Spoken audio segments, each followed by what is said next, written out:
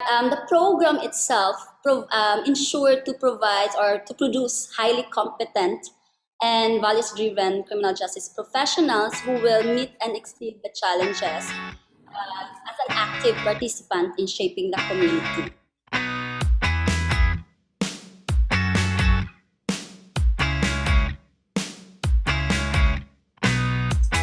Good day, Technoids! Time indeed flies fast. We are now in the final episode of Candid Conversations with the College Deans. And this time, we are privileged to have with us the acting dean of the newest college, the College of Criminal Justice. I am your host, Rafi Diano. So ladies and gentlemen, without further ado, let us all welcome the young and energetic Dr. Shella Debbie Maningo. Hi, ma'am! Hello. Good day, kumusta? Yeah, I'm good. I'm great. So, how have you been for the past year, ma'am? You were just staying at home most of the time. Last year, yes, I was staying at home for how many months, and then when, of course, the government allowed some minimal Movements. in the city, then I was able to go to my province and visit my lolas and aunties there. Wow, good for you, ma'am. Good for you. It actually gave us the perspective or the importance of visiting family members now that we cannot do it as often as we wanted to. So, have you been vaccinated, ma'am?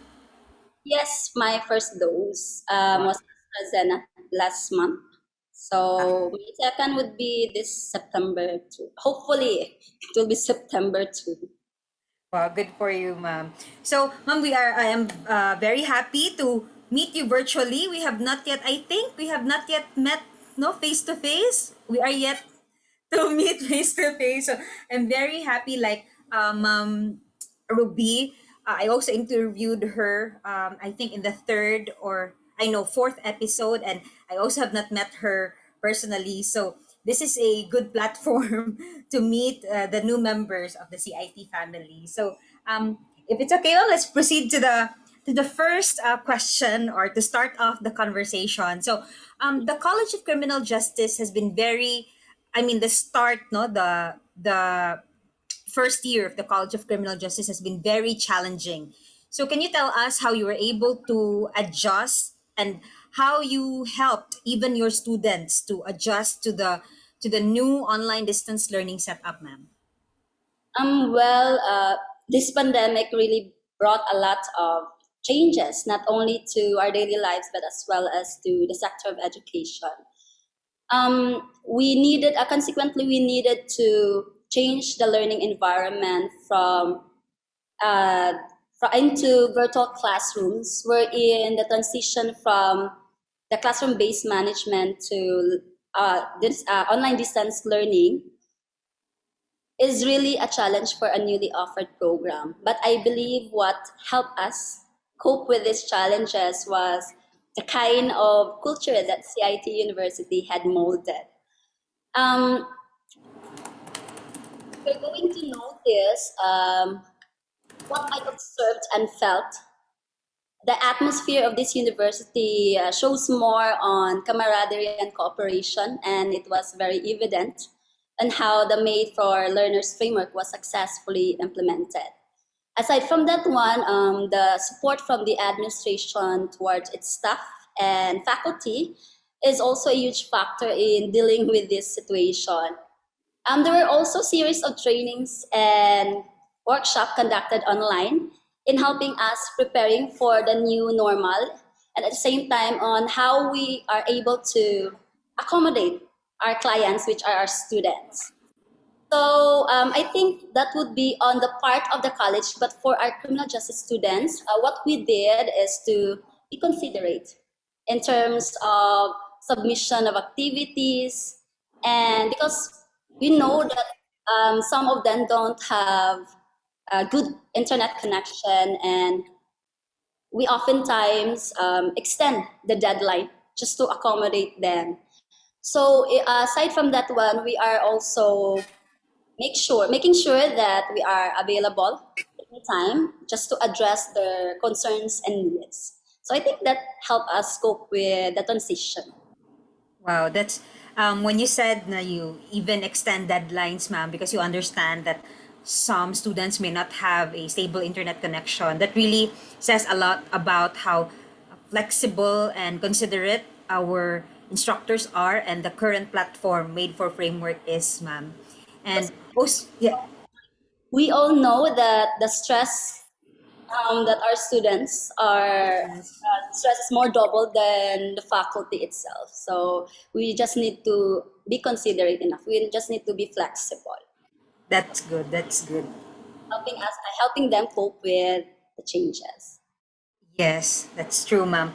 And you also mentioned about training. So for those who are watching us, we would like to give the credit to Create, no, led by Dr. Larmy Feliscuzo, who since last year or even before the pandemic has been really training. Yes, has been really training the our teachers to be experts in the different technologies and platforms available for them to effectively deliver quality instruction. And I believe all of us have grown through this pandemic, ma'am. So, ma'am, being a newcomer in offering this program, since CIT just offered BS Criminology, and we are just one of the, I think, few schools in Cebu who's offering this program. What is our plan in producing graduates with a competitive advantage, ma'am, or graduates who we can say are highly differentiated from the rest of the other graduates? My first goal was to make sure that they are equipped with knowledge in order for them to pass the licensure examination. But the program itself ensured to provide or to produce highly competent and values-driven criminal justice professionals who will meet and exceed the challenges as an active participant in shaping the community. We ensure in our college the quality of instruction, which will be given by our highly qualified faculty or instructors, both from the academe and the industry. Furthermore, we embedded in our curriculum are the cybersecurity courses, which will be taught by the experts from our College of Computer Studies, or considered to be CHED's Center of Excellence in IT Education. And with that, I am sure that it will separate the CIT University criminology graduates from the rest, because they were not only taught about um, basic knowledge and skills for law enforcement, but as well as the relevant knowledge for IT and cybersecurity. And I'm so proud with that because we always wanted to address the needs and concerns of the industry with regard to our criminology graduates, and it was answered by our curriculum. That's good, ma'am, no? Because it's really, cybersecurity is really important now. I can relate because in the FB page alone, we have noticed unusual comments lately, and we believe it's like it's phishing. And what we do is we keep on deleting deleting them. But maybe in the future, somebody can address that before it could happen, ba? Like there could be preventive measures that can be put in place. Maybe in the future, one of our graduates will be working there as a cybersecurity officer. So that's good to know. And then, because this will lead to my third question, a lot, a lot would say that some graduates, no, or a lot would say this joke that some graduates who are not fit to be policemen will eventually become, CTOM or traffic enforcers. Though there is nothing wrong about the job, I believe it's a very honorable job. And then, can you tell us, ma'am, if what are the other career paths, just to enlighten our viewers that being a criminology graduate is not just about being a future policeman or just being a future traffic enforcer. So, please open our eyes to the many opportunities available for how do you call them, criminology professionals? Technologies, ma'am. Criminologists, yes. We receive a lot of misconception about our profession, the criminology, and one of which is that I just have to not literally correct, but the CTOM is an office. So we call those people who are working on the street are considered to be traffic enforcers. And though I don't see any negative about the said profession, about the said job, because among other profession, only criminologists have the knowledge and skills with regard to traffic management, accident, and investigation. However, it is not the only option for our graduates. Under the Republic Act 11131, which is the new law for the criminology profession, stated under Section 5, the scope of practice. Bear with me because it might be lengthy. I will Yes. be saying that the pathway, or shall we say, the job opportunities for our criminology graduates, in which others don't see it as an opportunity for them to apply because they're thinking we are just fixed on the idea of Philippine National Police. So hopefully you can bear with me with the enumeration thing. So I will just be classifying it into three. One in line with the practice of profession, and then in line with the teaching profession, as well as in the private agencies. Okay, so here it is. In line with the practice of profession, our criminology graduates are mostly qualified with their favorite agency. We consider it as a favorite because maybe because of the number of quota, the quota itself, the number of applicants allowed in a certain agency, and these are the tri-bureaus. We have the Philippine National Police, the Bureau of Jail Management and Penology, if you would like to be a fire officer, then you can apply at the Bureau of Fire Protection. Those were the tri-bureaus. Aside from it, our criminology graduates are also allowed to apply in the armed forces of the Philippines. They can also be a member of the Philippine Coast Guard, a port police, an airport police, and a maritime police. Okay, so aside from those that I've mentioned, if you would like to focus yourself on dealing with inmates, then you can also apply as a correction officer under the Bureau of Correction. Then parole and probation officer. Qualified, our criminology graduates are really qualified on that field because of their knowledge and skills. And aside from those that I've mentioned, there are still job opportunities awaits for our criminology graduates, and that would be if you want to be part of the Bangko Sentral ng Pilipinas as a security personnel or even assigned at the Security and Investigation Division, pwede na siya. And then if you wanted to go to work behind the camera, wherein you will not be visible by the public's eye, or you will only be visible during if you're going to solve a crime, be a member, be part of the crime laboratory, and be a technician, an expert, an examiner, or a criminalist, then you can also, criminology graduates are also qualified. There can be a specialist in fingerprint, firearm identification, question document, and even lie detection or the polygraph, and all other scientific crime detection and investigation. So those are the job opportunities as in line with the practice of profession. So we'll go now with the teaching profession. Our criminology graduates or criminologists are qualified also with regard to teaching profession. So any duly recognized commission and higher education school, universities, or college.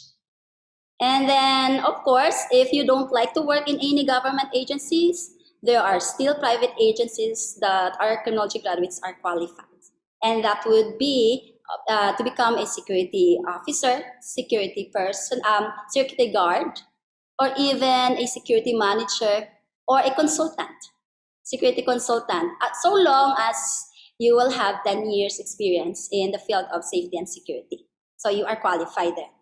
And then aside from that one, becoming a private detective or private investigator in private companies, or even being a private commercial bank loan investigator. Our criminology graduates are also qualified because they considered our diploma as already a training for that field. Then, of course, if you want to be an entrepreneur, you can also have your own security agencies. You can be a general manager or the director of that security agency. So, as many to mention, there are lots of agencies that really in which our graduates are qualified.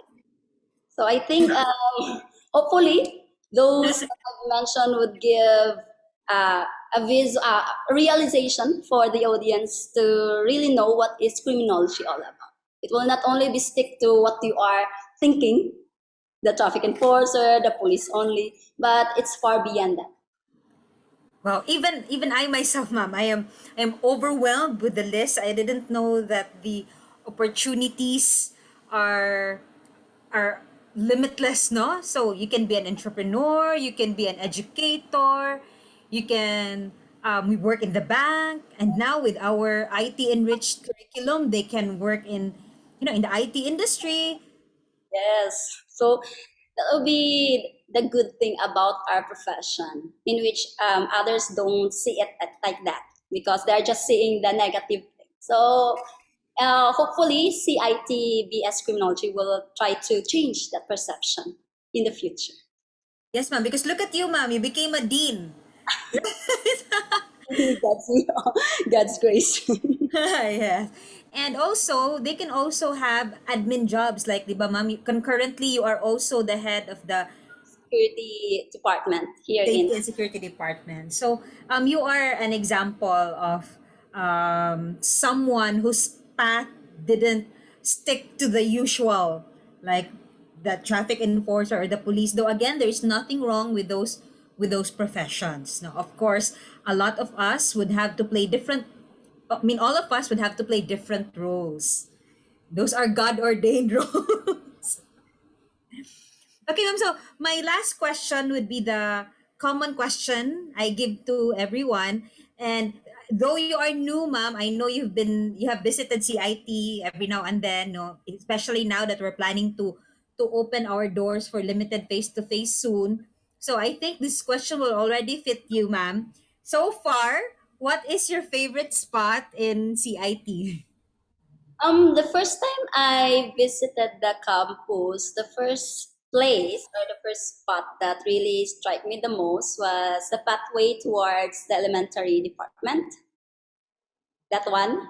The study area? The ambience of those days that I was in the elementary, those grade school days, it really gives me that idea that the fresh idea that I was once a child before. So it's really nice. It's really nice to have a place like that in a school, especially in school located in a city. It's correct. So aside from that one, that's the first thing. But when Wow, many favorites. because it's all new for me here because I'm Yes. not able to roam around. Though I roam around the area physically, not getting inside to any building or whatever. So that will be the first thing that I like the most. The second one was the LRAC. I was Ah, yeah. curious. Even before every webinars, the program always include the facilities, showing the facilities of the school, and I was really curious about how nice it is, how good it is. So what I observed when I visited the LRAC just yesterday, I visited it. Um, I was in awe. It's really wow. Is this a library? I admit to myself, I seldom get inside the library because of the idea that it's old, rusty, boring, a place for me to sleep. But when I get inside the area, it's really nice. It's really the environment is really conducive for learning, and I really like it. Hopefully, I can be able to utilize it soon, very soon. And then, of course, this place, the one, yeah, it's like you're in a hotel. It's like you Uh, working in a startup business like that. So it's very comfy. So I think those were the three favorite spot here in the university. oh, so when we already resume our campus operations, ma'am, and when we are looking for you, ma'am, we know that the three areas where you would possibly be. I was interested in those three areas. Yes, ma'am. It's either you're walking near the shade, no, in the elementary pathways, or maybe you're studying in the library or visiting. So I think, yeah, hopefully I can see everything inside the university. There will come a time, when you can we can all roam around freely again. We Hopefully. will pray for that time. Okay, so thank you very much, Ma'am Debbie, for saying yes to our invitation. I know that this is very new to you, but still you took up the challenge and really showed up today for this interview. And like what we always do, ma'am, let us say goodbye to our audience together by waving our hand. Bye bye. Thank you.